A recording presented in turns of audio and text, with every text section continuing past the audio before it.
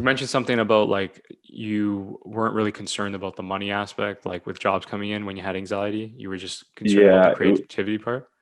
yeah, it's a lot of like pressure, like I see so many like how it is being a when you're a filmmaker and everything you see on TV or commercials, you see it all the time, and like damn, like how do they do that? Like how do they like get that shot? Like or you're watching a commercial like like I need to learn like that After Effect transition or I need to learn that blah blah blah. Like and it's just like so many things you see on TV and every single commercial, I'm analyzing it like my brain, every single thing I look at, I'm just analyzing like, how do I take that? How do I take that?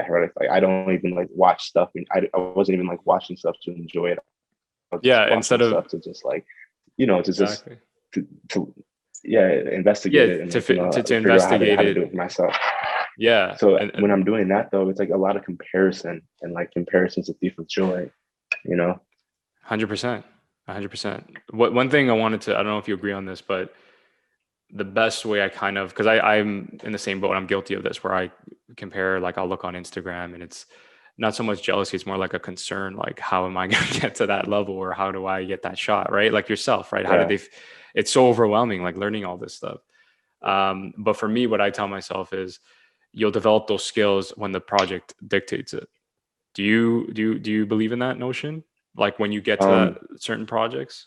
Yeah, I definitely do. Like, after a while, you will, you're gonna like figure out when you get that project, like, okay, how do I actually do this? How do I actually get that shot? You're gonna look it up, YouTube it, and like I've definitely like got to a project where like I had to like learn specific things and like different techniques, or whatever, just for that specific project. And then now I have it for myself. For like now actually learned it and I can use it for another Yeah. project if I needed to.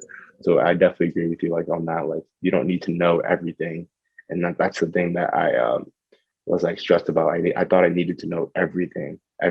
Like, but you don't need to know everything. You just need to like figure out your style, figure out what you're good at, and just keep developing those things, and then slowly work in the other things as well.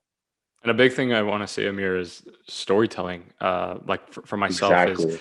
like how many videos have you seen, right? Where there's flashy editing and the stylistic shots, but there's no story.